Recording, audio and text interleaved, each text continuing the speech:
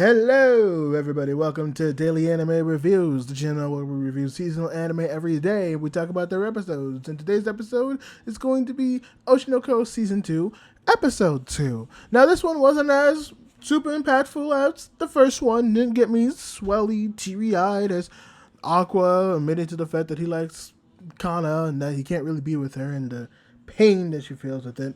But we did get some nice little tidbits. First of all, Oshi does what Oshi does best and give us so much insight when it comes to the anime, not the anime industry, but just the entertainment industry in general. And this episode, or at least this arc, seems like it's going to focus a lot on variety shows and just like how that works and the production with that, which, holy shit, there's a lot that goes into that.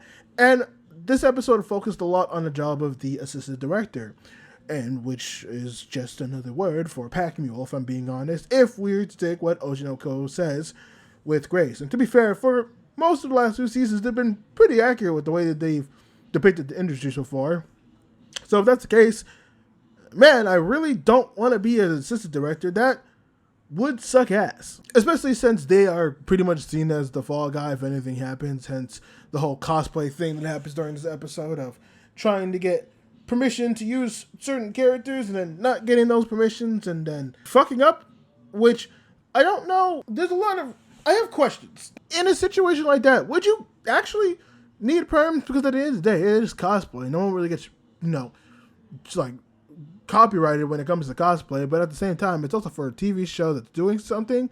So maybe it's completely different if they're trying to set it up as an interview. Although I feel like just cosplaying a character wouldn't be so bad. That feels like a weird gray area. Maybe this has something to do with being in Japan, because I feel like in America it's treated a lot differently. If you dress up as a character, you probably, won't get slapped with a copyright when it comes to America. Japan might just be, well, not just be, I'm an anime channel, so I know exactly that they could be aggressive.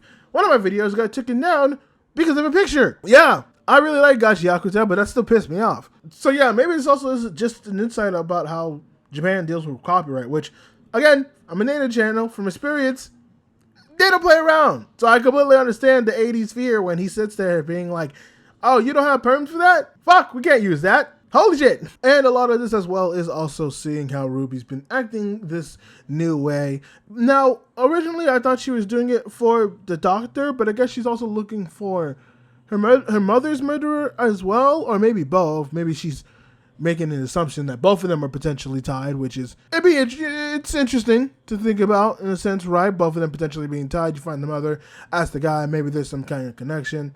There is a realm of possibility. After all, the doctor was taking care of Vi at the time, so the person who took out that doctor most likely probably actually took out I. Now that I think about it, wow, Ruby is scarily smart when it comes to that. Oh God.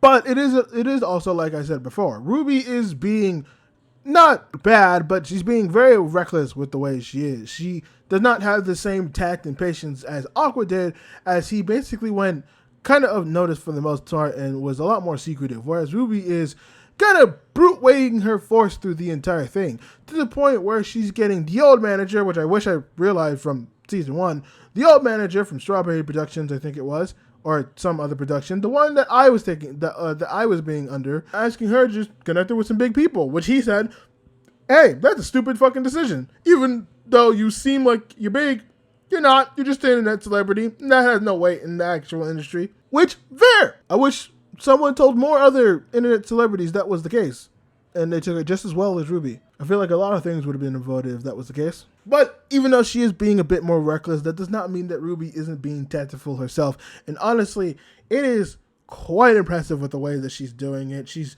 taking the advice as best she can. She's actually learning and trying her best.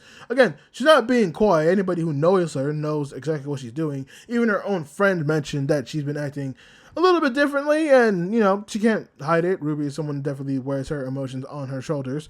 So everyone is kind of noticing that it seems like she is taking a somewhat darker turn, which is very interesting.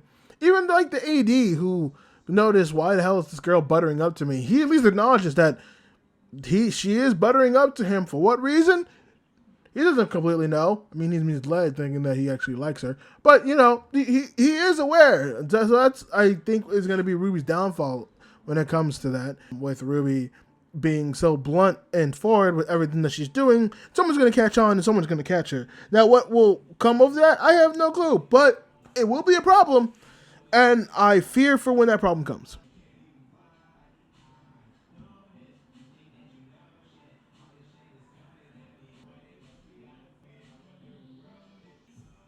And I would be at behest if I didn't at least mention what was her name, Akane and Aqua, where Akane actually acknowledges the fact that she knows that Aqua still likes Kana, and the only reason that he chose Akane is because of that.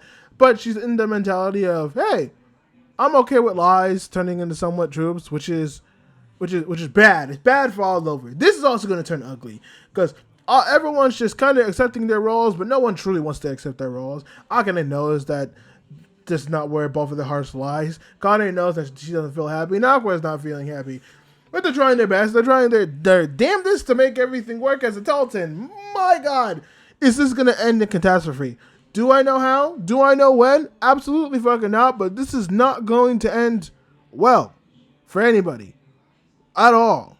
For all we know, this might end up in Aqua not ending up with anybody and just being like, you know what? Fuck it.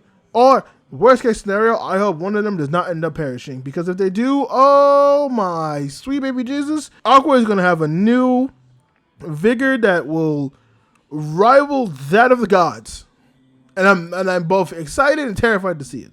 But with that being said, thank you for coming back for another episode of Daily Anime Reviews. Let me know in the comments below if you like this episode, if you love this episode, and how you feeling about the season so far. Go ahead and like and comment if you like the things that you saw here, and I promise I'll be putting out more videos in the future. I hope to see you in the next one, and until then, bye-bye.